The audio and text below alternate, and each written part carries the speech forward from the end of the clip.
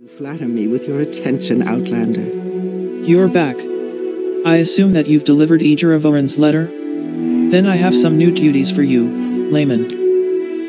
You're back, layman. That's good. I'm sending you on a mission to Old Ebonheart. You're an Outlander, so who would be better suited to weed out outlandish heresy than you? The two heretics in question are Talky and Phos V. Lifer.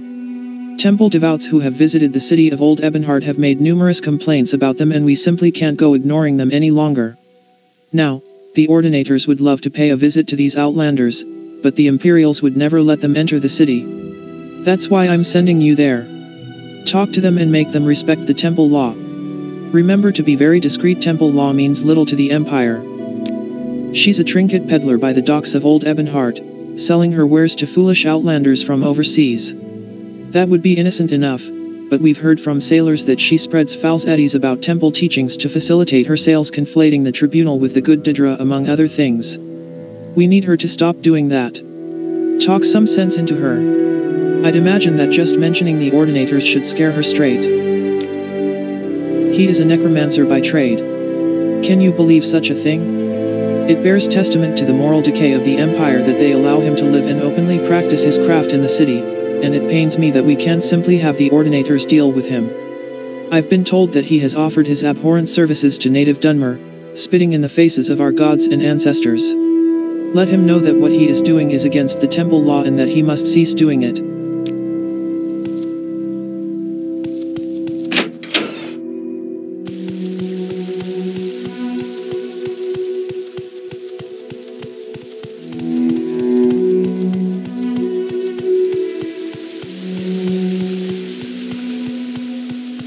May you find all that you...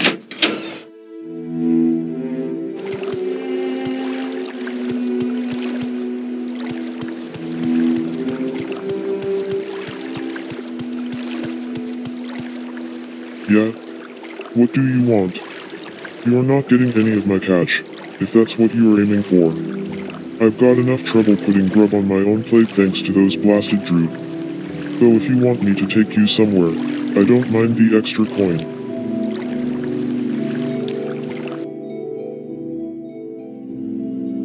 Hail, Dunmer.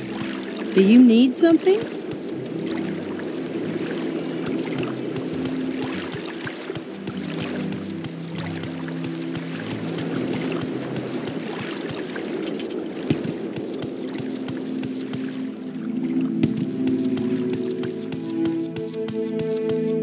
How do you do, Dunmer? Greetings, my friend. I am Talky, the traveling wise woman. I can see you are quite the traveler yourself. May I interest you in miraculous talismans and trinkets of my people?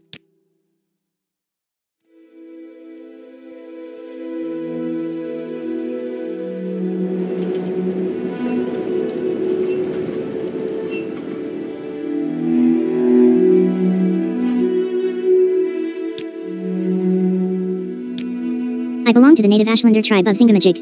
We are a proud people from the barren ashlands of the Ashlands. I can tell you are a friend of the Zingamajig tribe, Ada. As a token of mutual respect between our peoples, I will sell you powerful talismans for a special price. A rare thing indeed. Thanks. What do you mean, drop the act? Sigh fine. I don't have anything to do with the Ashlanders. Couldn't even name a single bloody tribe, if I had to. But a gal's gotta earn her living, no? It's not like I'm hurting anyone. Just spicing up the old sales pitch with some magic mumbo-jumbo, you know, leave the customers with a sense of wonder. I am a trader, a general merchant. I buy and sell a little of everything: weapons, armor, clothes, books, miscellaneous items of all kinds. Take a look around. Oh, I'm just using the Didra and the Tribunal to spice up the old sales pitch. The sailors are just eating it up. What's the harm, really? Well, maybe it's your temple's fault for having such bizarre and confusing teachings in the first place. I mean, what's the deal with the Didra anyway? Are they good or bad? Okay, gotcha. And which ones are the good Didra again? Just to make sure I won't make any heretical mistakes in the future. I see. And what about the Tribunal? They're like the children of the three good Didra, right?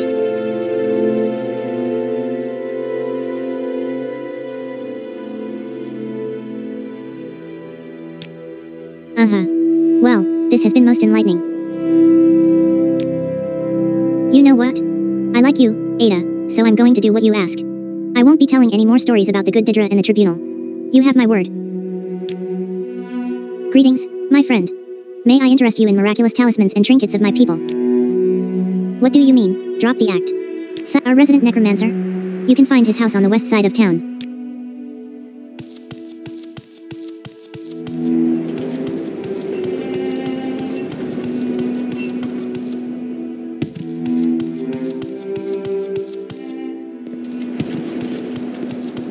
How can I help you?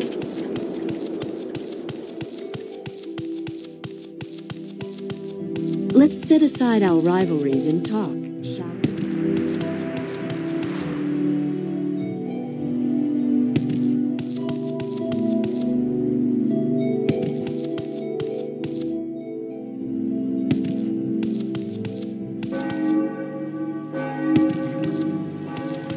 I'm hungry.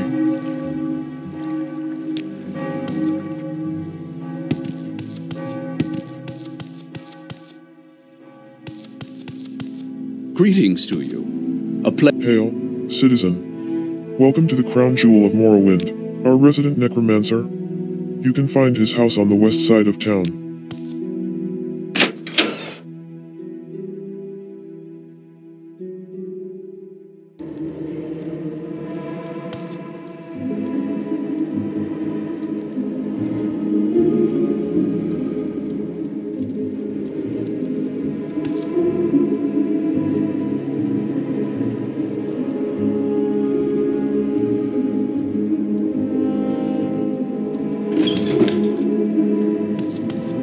I've been posted here to ensure Citizen Lifer's safety.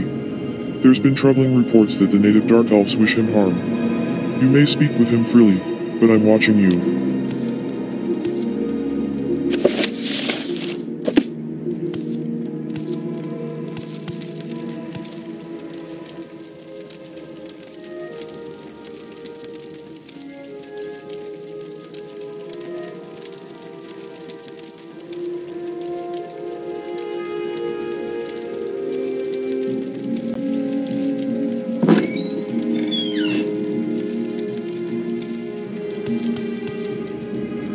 Only few people have the courage to enter my house.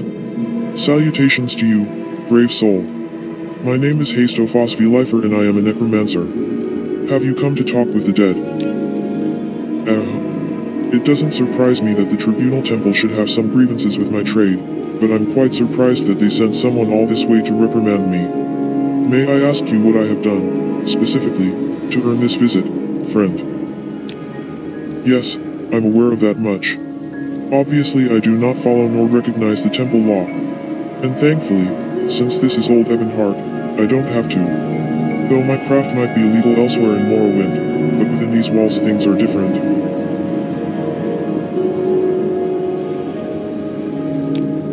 I hope you believe me when I say that I sincerely don't mean to offend the temple or disrespect its beliefs. I hold no ill will against the temple, in fact. In many regards they have my utmost respect. That being said, we obviously have a deep ideological disagreement about the practice of necromancy. It's a gap that can't be bridged, I'm afraid. Alright. Listen. I consider you a friend. Perhaps we can reach a compromise. What if I stopped offering my services to native Dunmer, and only served apostates and outlanders?